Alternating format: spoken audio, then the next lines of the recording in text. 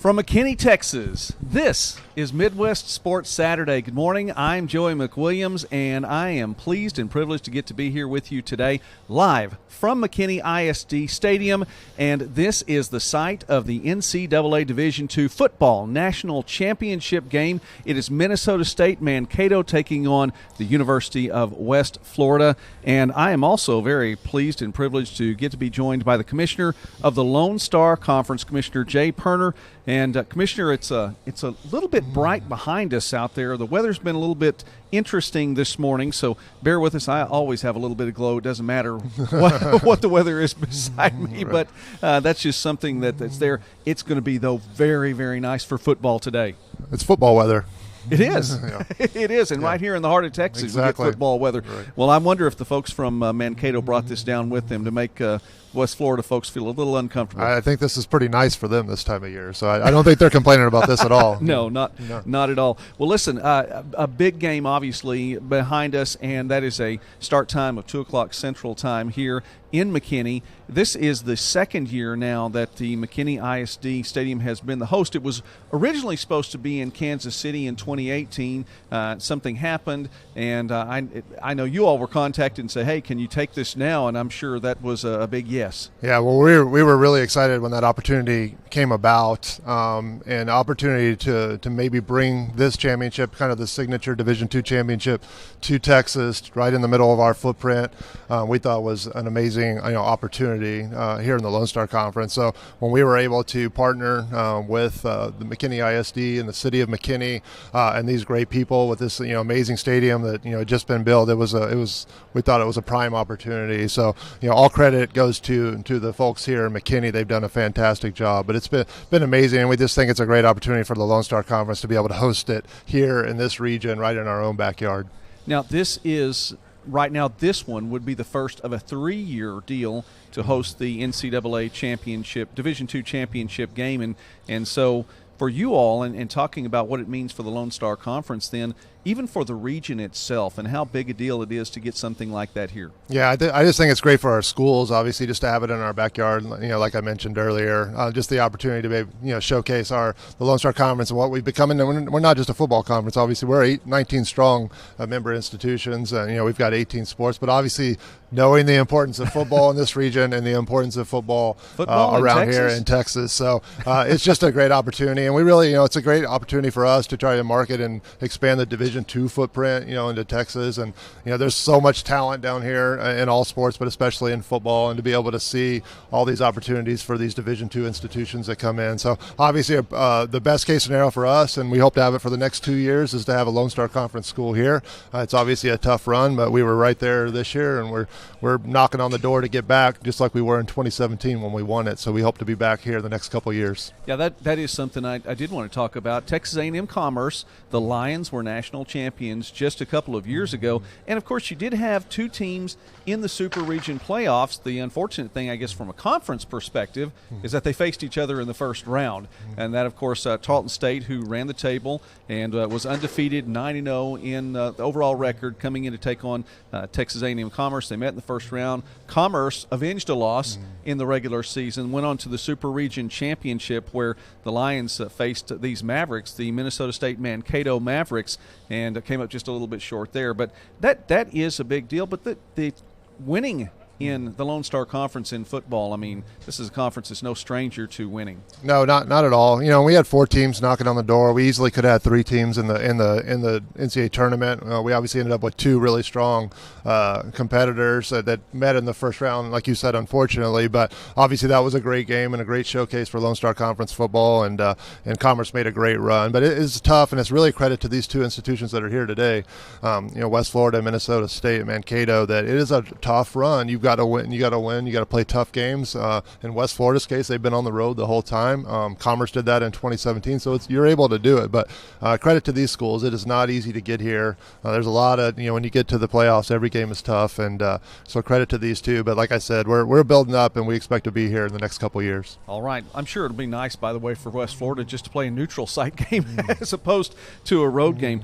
Let's talk about the conference, and I really want to promote the Lone Star Conference and really what you all all are doing. Of course, expansion, and we had a chance to visit just a few months ago. The weather was a lot warmer back in July right here in McKinney, Texas. But we talked about the expansion of the conference. Let's talk about one other thing then, and before we go back to that and revisit for just a moment, and that is a little bit of contraction, and that would be Tarleton State, as we talked about the Texans. Tarleton State making the move to Division I, and so its run in the Lone Star Conference ends June 30th of 2020.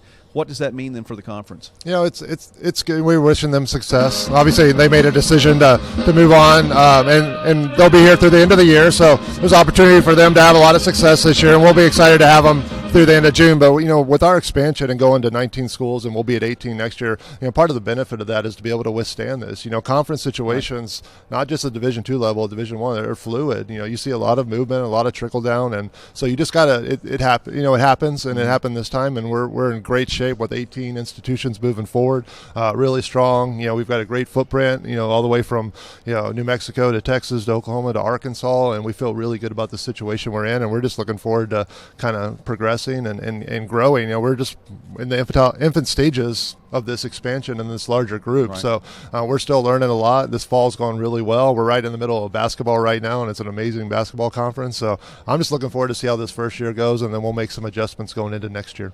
And you all have had some rebranding. I like the new logo. That's pretty nice. Was that a part?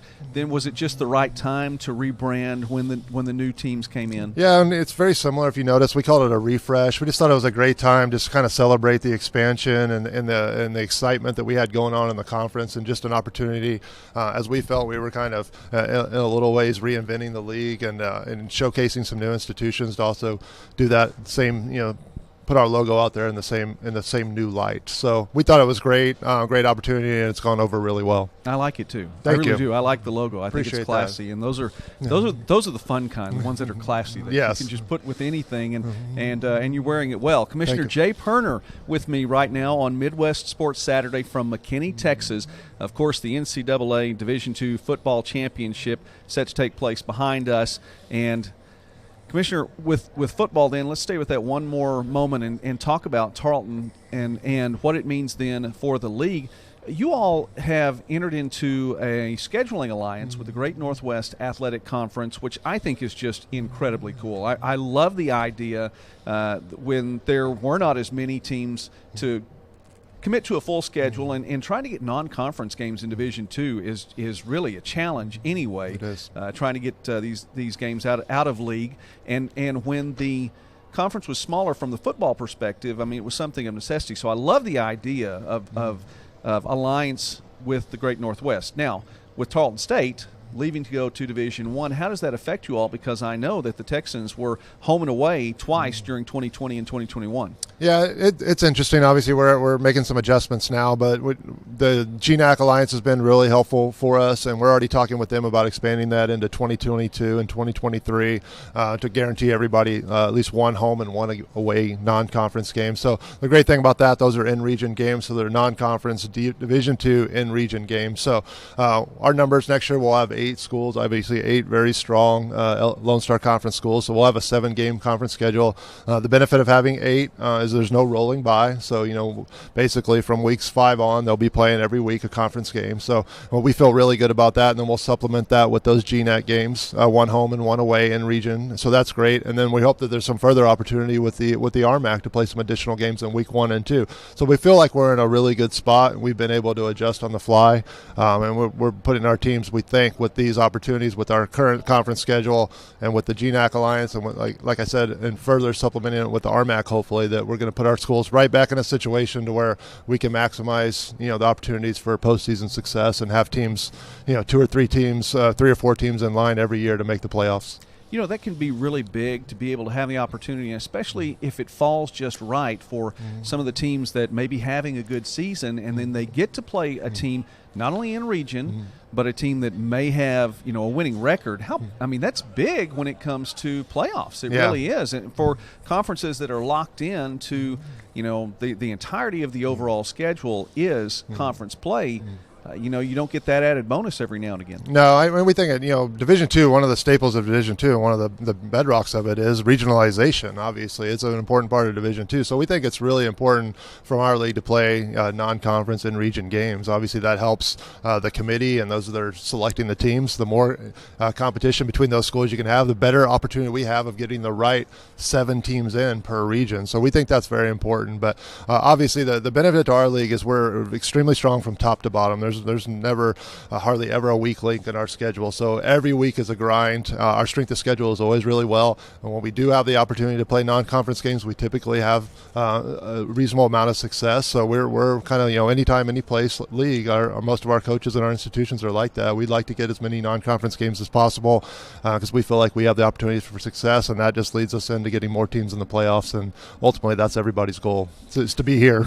Exactly. Right. And I know as the commissioner, it would be nice to Absolutely. have one of those teams right here in your own backyard, and it really is in your own backyard. Speaking with Commissioner Jay Poerner from the Lone Star Conference, and as we wind down our time, and again, I'm grateful for you stopping by because I know, my goodness, there's so much going on today, so I really appreciate the time. One more thing about football then, I mean, from a recruiting standpoint, how nice is that? I mean, Texas is a big state, and I was born in Texas, so I can play my Texan card really quickly, so I'm a Texan by birth, and I mean, we lived in Corpus Christi. So, I mean, that's the trip up and down just north and south, that's a long trip. East to west is a long trip. But to be able to recruit for some of these players and say, you're going to have the chance to play in Oregon, you're going to have the chance to play in Washington. Yeah. Some of them are going to get the chance to play in Canada at least one time with Simon Frazier. So that's kind of a neat thing too, isn't it? Yeah, we think it's a great student-athlete experience, and obviously that's a big emphasis from our institutions and our strategic plan and what our president's like. We want to provide the best possible opportunities for our student-athletes. So we think that really is some benefit to that. Obviously, there's some cost associated with making those trips up there, but we really think what comes out of it, not only from a competitive standpoint and what it does to benefit us in regards to championship access later on, it also benefits some of these student athletes who've never had the opportunity. Some of them maybe never left the state, so except for maybe when they go to Oklahoma or New Mexico to play a game. So to be able to make those trips and travel and see different places and see different regions and see different campuses, we think there's a lot of value to that overall for our student athletes. So again, there's a lot of benefit to it, and we hope that we can continue that relationship. You mentioned that it was basketball time, and basketball season has gotten underway as well. So I'd like to talk about that really quickly. From a conference perspective, you have a defending national champion on the women's side, and my goodness, what you have going on the men's side right now, it's really, really nice. And I mean, some of the games that have already taken place coming into this Christmas break have been big. Talk about basketball in the Lone Star. Yeah, well, we're really excited about this new schedule. Obviously, with our expansion, we've got a 22-game league schedule and 3 divisions, and we're really excited what that's going to mean. The best thing about it is everybody's playing everybody. And so what you're seeing early on here, even as soon as today, we've got some huge games today, this afternoon. We're seeing a lot of crossover games in our league that are big games, top 25 type games, teams that are going to be competing for regional spots at the end of the year. So we think there's a tremendous value to that, and I can't wait to see it play out, obviously, as we get into February and March. We think we're going to have a 12-team conference tournament on both sides. It's going to be a battle just to get in the tournament, but when we bring those final 8 teams here to Frisco for our conference tournament, we think it's going to be the best one in the country. So, like you said, we've got multiple teams on the men's side, and the women's side, we've got multiple teams in the top 10 nationally, and we just think that's going to keep growing, and there's going to be a battle when it comes down to March 1st through 5th when we have our conference tournament. Of course, Commissioner Poerner giving a little nod to the west there. Frisco just down the road, just down 121. It is. And a fantastic facility there as well. So, my goodness, I mean, this is really nice. It sets up great for the league and the Lone Star Conference, really with a great opportunity to represent itself here today as the site of the national championship, and then it won't be long before basketball comes around, and boy, this is a great league in baseball and softball as well. But we'll save that maybe for another conversation because we want to talk a little football today. Commissioner Jay Poerner, thank you so so much for taking time today on Midwest Sports Saturday. I appreciate that and the opportunity even to get to be here. Thank you for having me. I feel like you've got the best setup maybe of anybody. This is about as good as you can get right here. So I hope you're able to stay and enjoy the game, and we look forward to a good one today. I think they're going to make me relocate a little bit. But for now, we do have the best seat in the house. My goodness, this has been fantastic. Well, thank you very much, and I know you have a lot to do, so you can just leave that microphone right there. We'll get it taken care of. We have another guest coming up, but in the meantime, we had an opportunity to get to be a part of the press conferences on Thursday night, get a chance to hear from both the schools that are competing here, both Mankato and West Florida, and just to hear from what the coach and the players had to say from the Mankato Mavericks. Let's listen to that for a moment. So, football's a line of scrimmage game, always has been, always will be. So, it starts up front. I think that our linemen, they do a great job, doing their job, their duty when we're out there. And, we have two great quarterbacks, a wide receiver, so, make sure everyone's on the page. I think that this team right now is like a team-led, senior-led team, so it kind of, just motivates everyone to do their part. It's been quite a journey to get these young men to graduation, which we had 9 young men move their tassel a little over a week ago prior to our semifinal game, which is really impressive out of those 15. And the leadership, the experience, the maturity has been nothing short of impressive in the 2019 season. Nate got here in 2017, Zach got here in 2017 as well, and Shane was here through the duration. Shane redshirted. He played in 2016. We've had tons of success since then, since Zach and Nate have arrived. And we took an 8-3 team and went 13-1, 13-1, and now we're 14-0 and have an opportunity to compete for a national championship. And you don't do those things unless you have gifted and talented players, coaches who put them in a position to make plays, and exceptional play. I think both of them are, respectfully very talented in their own right. I think one of the unfortunate things with the 2014 team was the flu bug, and we're not here to make excuses, but those guys were definitely trying to gut it out, trying to do their best, and Colorado State, Pueblo definitely dominated us in that football game and earned a championship, national championship that year. But I think there's a lot of similarities if we're going to draw some comparisons to 2014 and 2019. I think the line of scrimmage, both offense and defensive lines, were both very gifted, very talented, very physical, strong, powerful. I think you had tailback, very comparable. You had great quarterback play.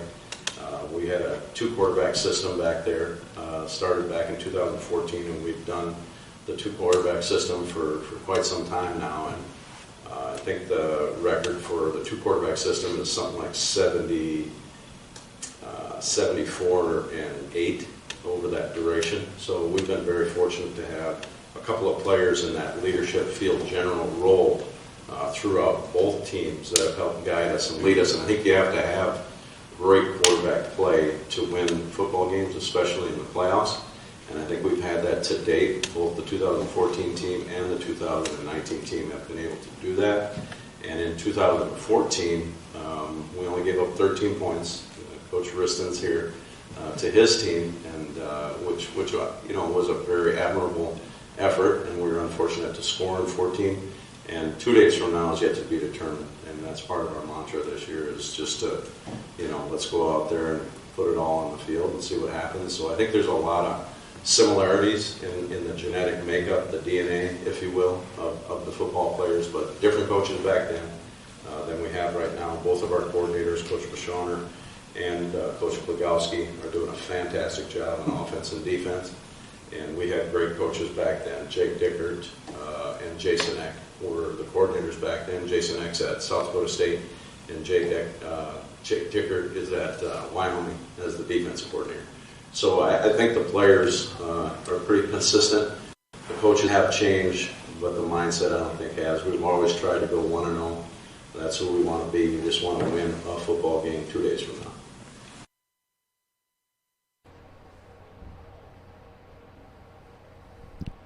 That's Coach Todd Hoffner from the Mankato Mavericks, and the Minnesota State Mankato Mavericks 14-0 coming in to today's contest, this national championship game. Of course, 11-0 through the regular season and coming away with victories. Actually, a bye in the first round as the Mankato Mavericks were the number 1 seed in the Super Region and then go on to face Colorado State Pueblo, 35-7. Pueblo always a quality program. Then we talked about A&M Commerce, and in the Super Region Championship, a 42-21 victory over the Lions. That, of course, in Mankato as well. Then the Mavericks have to go on the road to Slippery Rock, Pennsylvania to take on Slippery Rock, facing the Rock and taking down the Rock 58-15. And, of course, Roland Rivers the third. We'll talk about him in just a moment. You also, by the way, got to hear from Nate Gunn, who was one of the finalists for the Harlan Hill Award for what he did with his ground game over the course of this season, and pretty effective for Gunn. 1,611 yards rushing, averaging 115 yards rushing per game, 29 touchdowns on the season, and so a fantastic effort for him. But that's the Minnesota State Mankato. And again, they're going to be taking on the University of West Florida. Now, both of these teams have made appearances in the NCAA Division II championship game in the last 5 years, with Minnesota State Mankato making it back in 2014. Of course, you heard Coach Todd Hoffman talk about that, and West Florida back in 2017. And for both of those teams, neither one came away with the championship. And so there's going to be definitely not only a new champion crowned because Valdosta was beaten by West Florida, but also one of these two teams is going to take home its first Division II football championship. So I mentioned Minnesota and Mankato. Let's talk about West Florida. Had an opportunity to hear from their coach and players also on Thursday night. This year's really been, really a year where we started it like everybody does back in January, saying what do we want to get done and what do we want this year to look like. And having played really good football in 2017 and then 18, we didn't finish the season as well as we'd like. We really talked about a couple things throughout the course of the offseason, and that was in the 4 games that we lost there late in the season in 2018, we felt like we were about 40 minutes away from being a playoff team. And 4 of our losses came within the last 10 minutes of the fourth quarter. So as we prepared our team and we prepared for what we wanted to do, we were going to try to find 40 minutes, and we just challenged our guys to get better every day. Well, I think that we have the best receiving core in the nation. So what I think we do a lot of is pushing each other to be better. So we don't really care who's making the plays on each Saturday, but we do, like in practice, there's friendly competition, and on the games on Saturdays, we're always extremely happy for each other. So just pushing each other to get better every day is, I think, how we're so successful. Yeah, I think Andre talked, brotherhood, and I would say part of that brotherhood is just belief. I think one of the unique characteristics that we've tried to build into every team is unity. We spend a lot of time trying to get to know each other, where everybody's from, how they function, spend a lot of time talking to each other. So I think that brotherhood, that camaraderie, all kind of fits within, the framework of unity. And I think our guys are together. We lost 2 games this year, but both of them really came down to the last minute almost. And in those losses, our guys really were together and feeling like, hey, we got a chance. Offense goes out, they got an opportunity to win the game for us. Defense goes out, they got an opportunity to stop it. We've had that, even though the 2 losses took place. We go into the playoffs, and we've got to drive 75 yards to beat the number 1 team and the defending national champions. We got to score a touchdown. And we do that, and the offense gets it done. We come back the next week in a hostile environment at Lenore-Ryan, and our defense needs to get a stop, and they do that. And so I think it's the belief, it's the unity, it's the brotherhood that's really kept these guys moving in the direction that we're at. That's one of the main reasons why we're here today.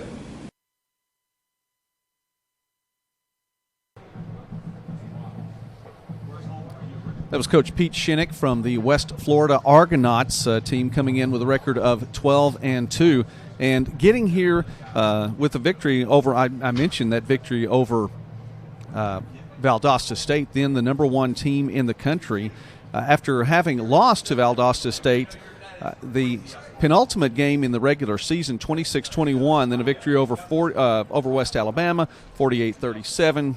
And then moving into the playoffs. And, of course, that win over West Alabama was pretty big coming in. Then a playoff run and having to be on the road for 4 consecutive games and against ranked teams each time, 38-17 over number 16 Wingate. Then going on the road, taking on that Valdosta State team we talked about, 38-35, the win there, ending Valdosta State's 25-game winning streak. Lenora Rhine in the Super Region Championship, the number 6 team at 43-38. And then in the Final Four matchup, the national semifinal against number 2 Ferris State, keeping the Bulldogs from making a return trip here, 28-14. And then, of course, we'll be taking on Minnesota State-Mankato. And we have another guest coming in right here, so please come on in here, sir. Take this microphone, and we get a chance to visit for a little bit here on Midwest Sports Saturday.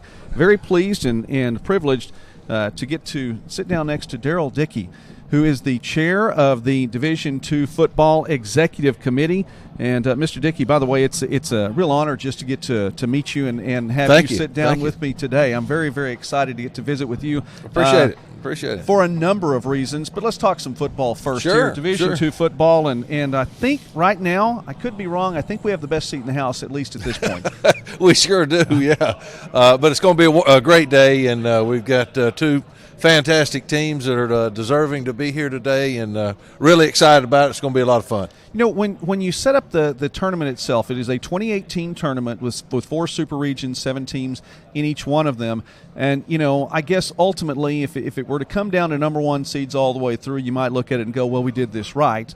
But to look at these 2 teams and one number 1 seed and one coming from not the number 1 position, having 4 consecutive road wins to get here in West Florida, that I think that's one of those things that you look at and go, well, this is a pretty good matchup.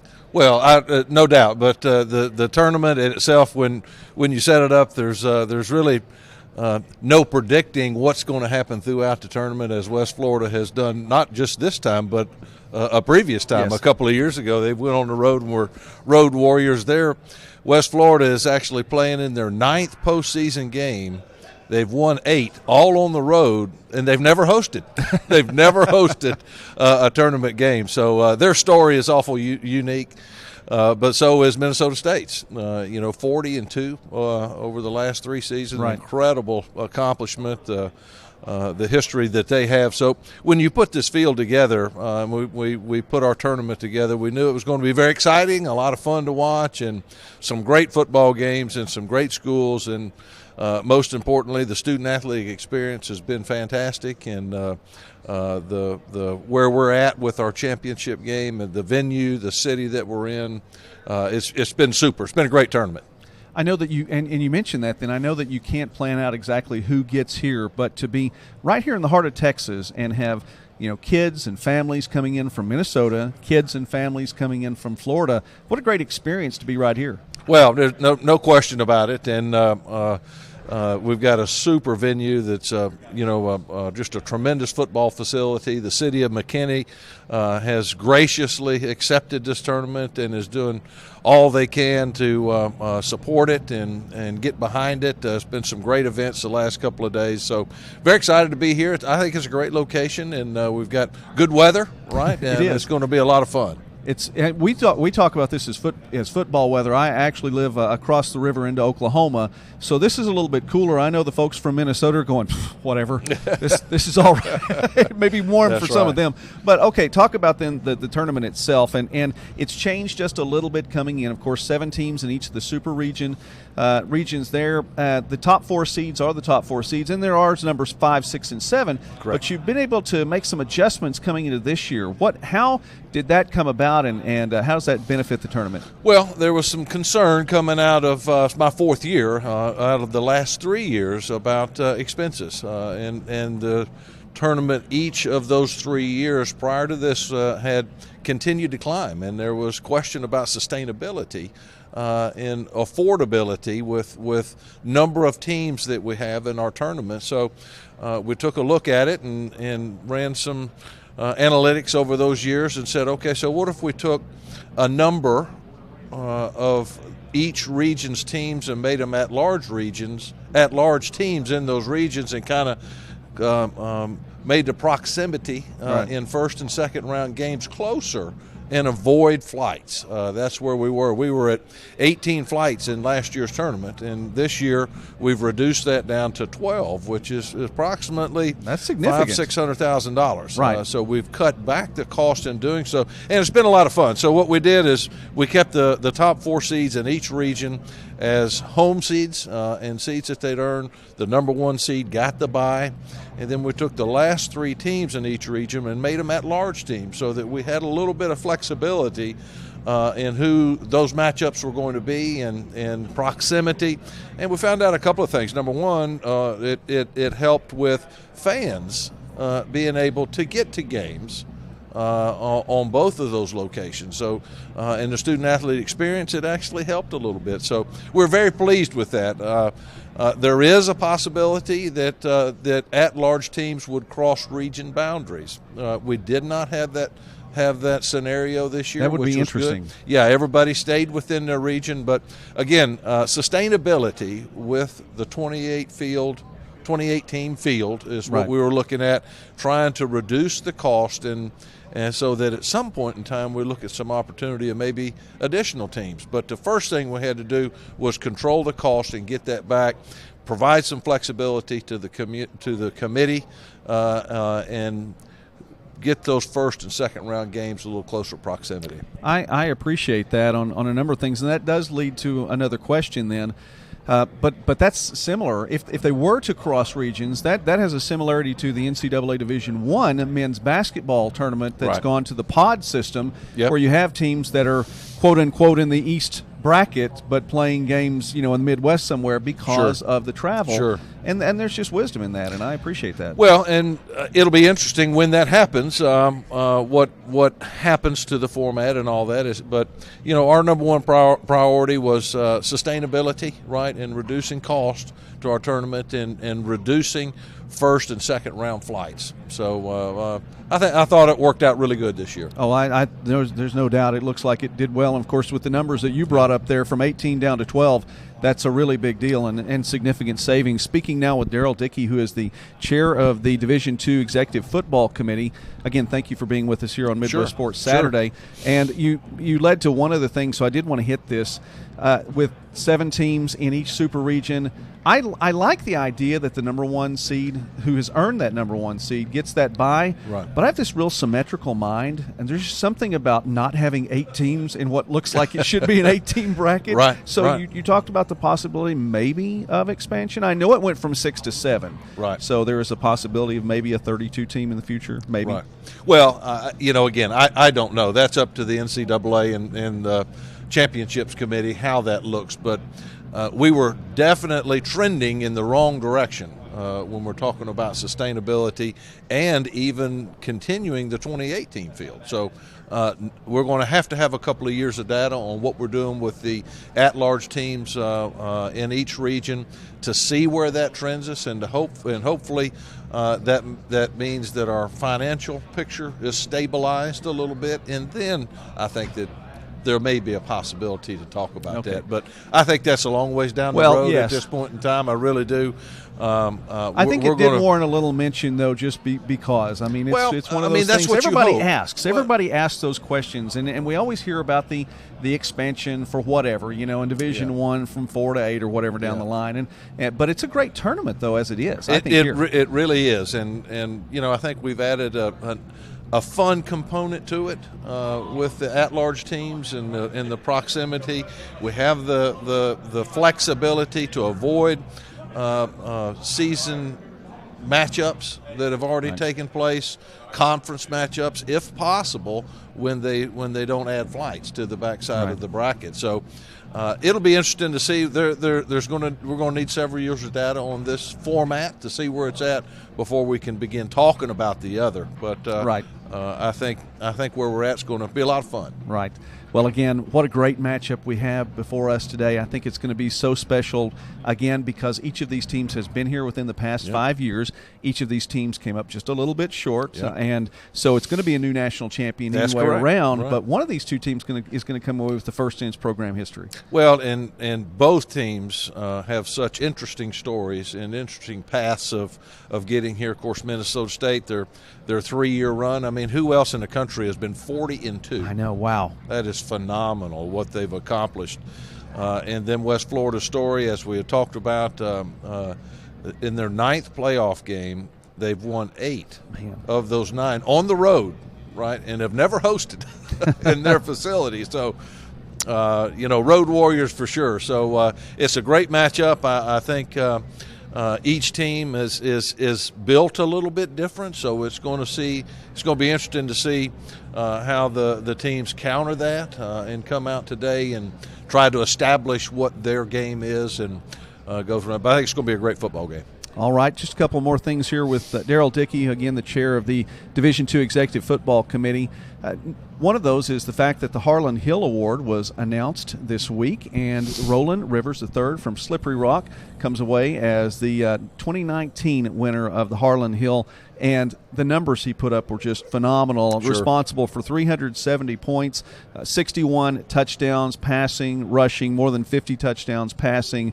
Just numbers off the charts. And only the 4th time in Division II history that a player has accounted for more than 5,000 yards of total offense. Of course, that's passing and rushing on his end.